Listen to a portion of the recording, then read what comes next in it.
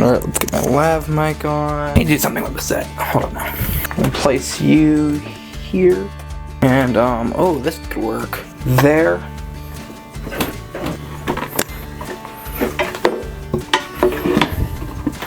Put you. Oh, I guess there. You. Oh, it's a big catch. We caught ourselves a big one. Can you even see that on camera? He's there. I don't think you can see any of that. I just did. You can't see the book either behind. Okay. So that looks stupid. Let's put that back up here. Maybe I'll see it better if I move you back, maybe? Is that better? Move you up. Happy Shark Week, everybody! If you didn't know, starting this past Sunday on the 26th of July, this week is Shark Week. And if you didn't know, Shark Week is a time for us to celebrate everything we love about these adorable ocean puppies. When I realized, oh my god, it's Shark Week soon, I got to thinking about what sort of video I could make for this week. Maybe something about how big the megalodon was, or Ototus megalodon. The genus name megalodon belongs to a bivalve, and it's like that big. But Ototus megalodon, the shark, really big. Or maybe something about just, you know, a wide variety of extinct sharks, as these fish have lived in the oceans of Earth for a really long time. However, after thinking about it for a while, I came to the realization that this week, every single science communicator on the platform and every single science-related outlet is gonna be talking about sharks. So I decided I will not stand for this. I'm actually gonna sit for this. And I decided not to join the bandwagon. So despite my actual love for these animals, this video, we will not be talking about sharks. Oh, that was aggressive. I'm so sorry. I'll just gently put you down. And, this guy's made of porcelain, so I'm gonna put him down here gently. I'm also gonna stand back up, because I am gonna stand for this. What an opening. So instead, the animal that we are going to be talking about today is one you actually might have heard of before, but you might not have known that it was indeed not a shark. Hello everybody, my name is Connor, and to celebrate Shark Week, I'm going to tell you all you need to know about this animal that is very much not a shark. Ladies and gentlemen, and everybody in between, sit back and relax as we answer the question, what was Helicoprion?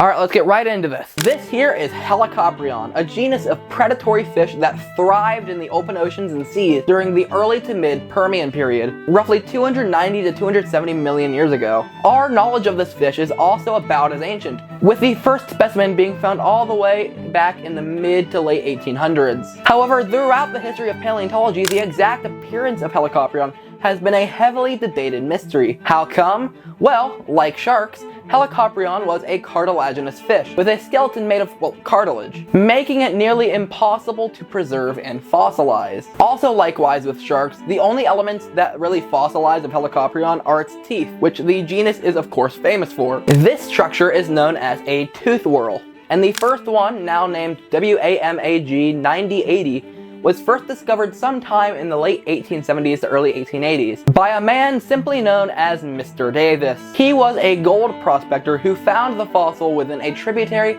of the Gascoyne River in Western Australia. However, this fossil would have a long while before it would be in the eyes of modern science. In 1884, an Irish meteorologist of the name Robert Henry Scott had went to the Reverend of Fremantle, Western Australia, to have a letter written, and then Scott sent this letter alongside a photograph of the fossil back to England, where it would be received by British paleontologist Henry Woodward. Immediately, Woodward knew that this fossil was something special, initially thinking that this fossil was from an animal similar to or related to a genus that was erected in 1855 of the name Adestus, likely because this initial Helicoprion whorl was incomplete and it looked sort of similar to the known material of Adestus at the time. Wanting a better in-person hands-on look at these teeth, Woodward convinced Scott to write his sister, Lady Barker, so she could get a loan of the fossil from the Reverend. And then, while on an assignment in the Kimberley region, an Irish geologist named Edward Hayman, I think I had a typo, I think it's Edward Harman, but in my script I have Edward Heyman. So if it is Edward Heyman, we're going to go with that, and if it's Harmon, I look dumb. Edward Harmon Heyman was instructed to get the fossil and bring it back to England when he returned. Finally, in 1886, Woodward had named and described the fossil Adestus davisii, the species name in honor of its initial discoverer, Mr. Davis. A bit later in the 1800s, a lot more complete specimens were found near the town of Krasnoufimsk in Sverdlovsk Oblast in Russia. They were found by Alexander G. Bezanov of the Russian Academy of Sciences, who then sent them to geologist Alexander Karpinsky, who in 1899 described them and erected them into the name Helicoprion besanaui. This brand new genus and species was now the name of 6 newly described specimens, the most complete of which now being numbered TSNIGR 1/1865. Fun fact, this specimen was made the lectotype of the genus in 1964 by Russian paleontologist Dmitry Obruchev. It was also later stolen in 1998, later being found again by David J. Ward, so at least it's back, but yeah, it got stolen for a bit. Anyways, also in 1899, the species that Woodward had initially named Adestus davisii was found to be the same as these new fossils, so it was changed to Helicoprion davisii. This move would be challenged in 1902 by American paleontologist Charles R. Eastman, who argued that the fossil should belong to the genus Champiloprion. And then his colleague of the name Oliver Perry Hay changed it again in 1909 to the genus Toxoprion. And it wouldn't really be until 1940 that davisii would concretely be placed within the genus Helicoprion, thanks to German-American paleontologist Kurt Teichert, and he solidified this move based upon more complete davisii specimens found in Australia. Since the genus was erected, nearly a dozen species of Helicoprion have been named. However, in 2013, American paleontologists Leif Campanella and Jesse Pruitt re-examined all historical species of Helicoprion and found that there were only 3, those being the original besanaui and davisii, as well as Helicoprion ergastimenon, which was first named in 1966 by Danish ichthyologist Sven Erik Bendix Almgren. So, that's all fine and dandy. There are 3 known species of Helicoprion, but that doesn't really answer the question about what this thing was. To really understand what Helicoprion was, we need to look a bit at its taxonomy and its biology. As I've already said, and you probably saw in the thumbnail, Helicoprion is not a shark. We already know that, and even Woodward and Karpinsky back in the late 1800s knew this. We now know that Helicoprion was a member of the subclass Holocephali. Sharks, on the other hand, belong to another related subclass called Elasmobranchii. The Holocephali and the Elasmobranchii are both within the same, larger class, the Chondrichthyes, or the cartilaginous fishes. But it's thought that they split apart from each other sometime between the Silurian and the early Devonian, roughly 421 to 401 million years ago.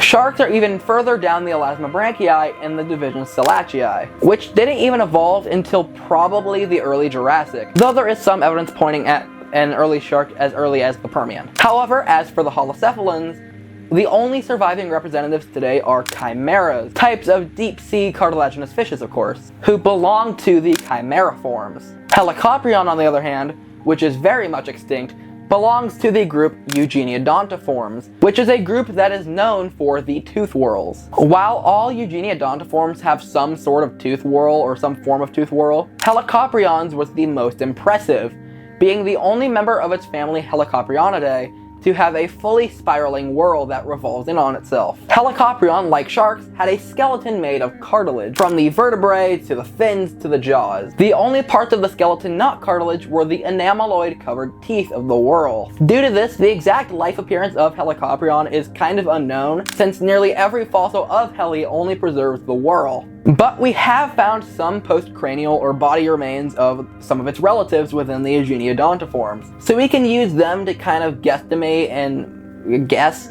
what Helicoprion was like in life. Eugeniodonts are known to have had what's called a fusiform body, which basically means they were very streamlined, very torpedo-shaped, similar to modern-day tuna or lamniform sharks like the great white. They would have had 2 triangular pectoral fins, a single large triangular dorsal fin, and a tall forked caudal fin with 2 equally sized lobes on the tail. Based on the related genera, Fidenia and Ornithoprion, they could have had 5 gill slits, and potentially a 6th vestigial gill. Now if you excuse me for a minute, I'm gonna go grab a drink, my mouth is getting dry. I'll be right back. Connor, put in like the Batman. Guys, we're absolutely back, and we got the stitch mug.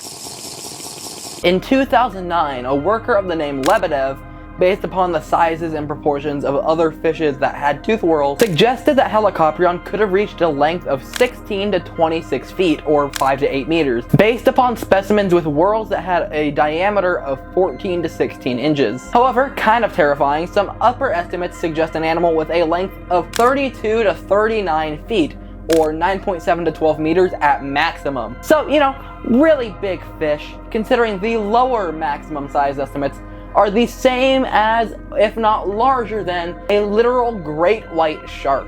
Whee! The most standout and well-known feature of the Helicoprion, though, is of course that tooth whorl. For good reason too, as over 90% of our fossil records for Helicoprion is its teeth and its whorls. These tooth whorls had dozens of enameloid-covered teeth embedded within a single spiral-shaped root. The teeth from when the animals were younger are at the center of the spiral, at a spot known as the juvenile tooth arch. And these baby teeth, if you would, were hooked. It seems that as the animal grew in more teeth, the whorl would grow downward and inward, forming that iconic spiral shape within the animal's lower jaws as more and more teeth grew in. Past the juvenile arch, the teeth become a lot more triangular in shape, being laterally compressed and having serrated edges. The largest teeth that we know of from Helicoprion reached 3.9 inches or 10 centimeters long. The bottom of these teeth projected under and below the crowns of the previous teeth. This projection is known as the shaft, and it lied on the cartilage of the whorl between the cartilage of the jaws. Speaking of jaws, we do have at least one specimen that preserves some of the cartilaginous jaw pieces from a Helicoprion. I'm not sure if we have more than one, but I do know we have at least one. This one, specimen IMNH47899, also known as Idaho 4. It was discovered in 1950 near Montpelier,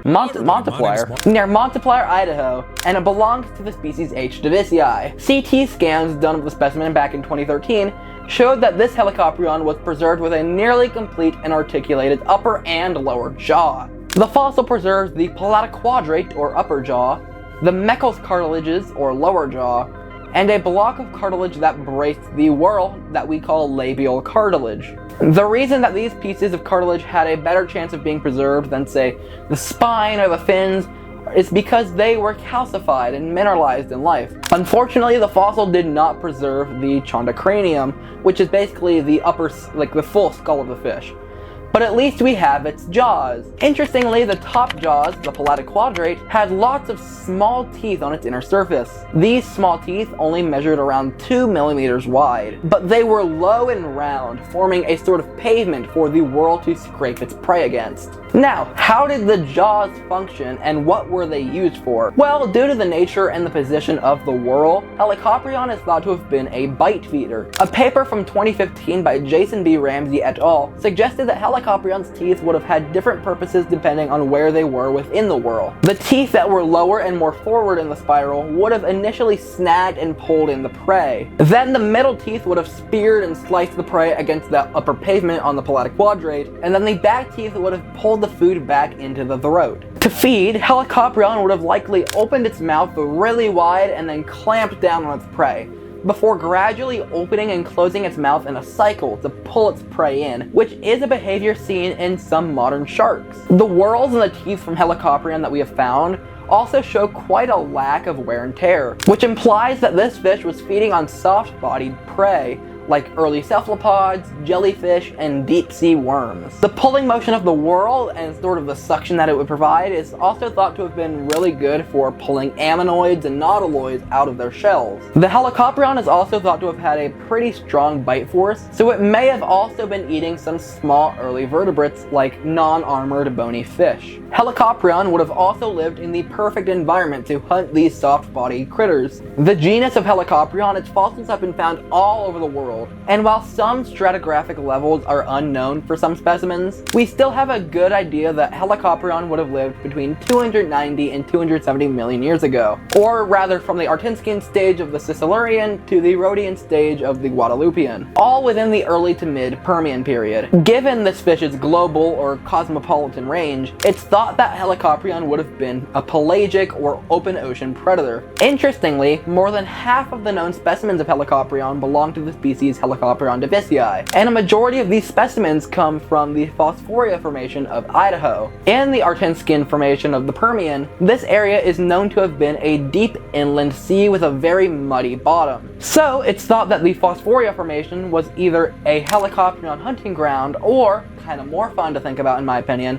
a Helicoprion nursery for breeding. Wow, it's really cool how much we know and can infer about this fish after over a century of study, especially since the only fossils we really have to go off, besides the jaw we talked about, are the tooth whorls. However, over its history, since all we had were said tooth whorls, for the longest time the actual placement and identity of these structures was a huge mystery and a heavily debated topic. In the 1886 initial description, Woodward discussed various possible interpretations of the whorl. Leidy, who described Adestus in 1855, suggested that the teeth were from the jaws of a chondrichthyan fish, which Woodward ultimately agreed with.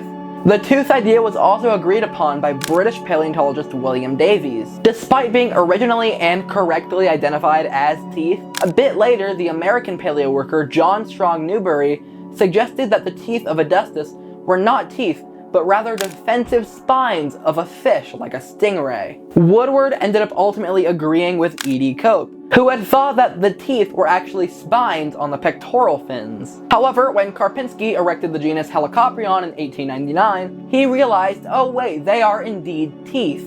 But he also did admit that he had zero idea how they would have been placed in the jaw and what their function would have actually been. He very cautiously suggested that the teeth may be curved forward and upward from the top jaw for either defense or offense. Following 1899, the placement and identity of the tooth whorl was even more heavily debated. The year after, in 1900, a guy named Eastman liked Karpinski's paper, but he hated the reconstruction, which, to be fair, it does look a little goofy, but that's still a little mean to it. Be nice to him, be sensitive. But really, it was because Eastman still thought that the teeth on the whorl were actually defensive structures on the body of the animal. Karpinski, around this time, for whatever reason, decided to switch up on his teeth idea, now thinking that they were a structure on the tail, similar to modern seahorses. Why he switch up? I don't know, but this was really quickly criticized because most of the rest of the paleontological community had already agreed upon these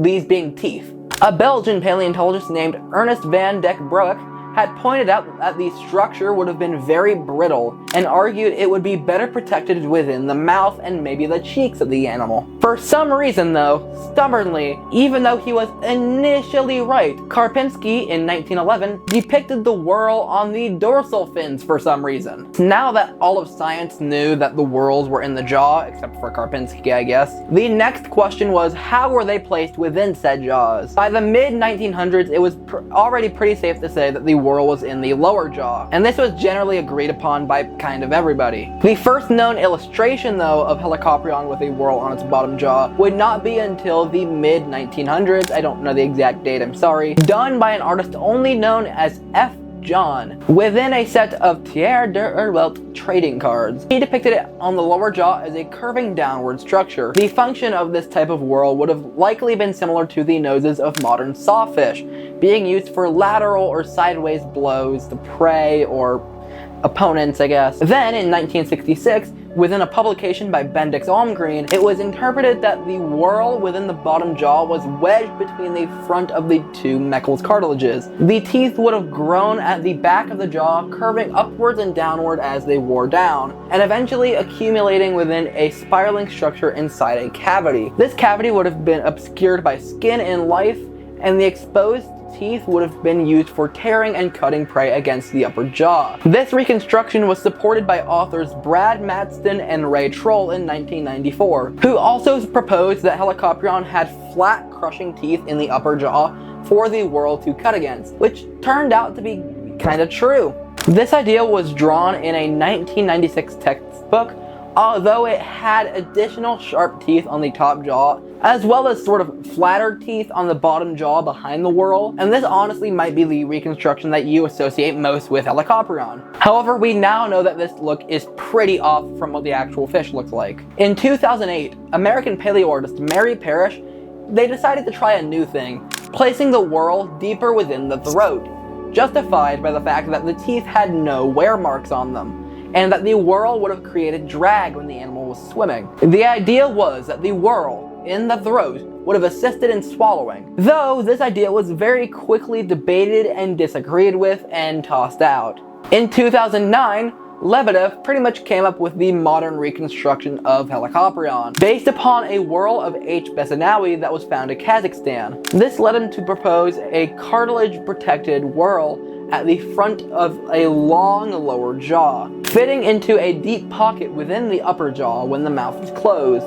This idea is still relatively what we think of the fish today, though now we know the jaws were a lot less long, as shown by the CT scan data from 2013.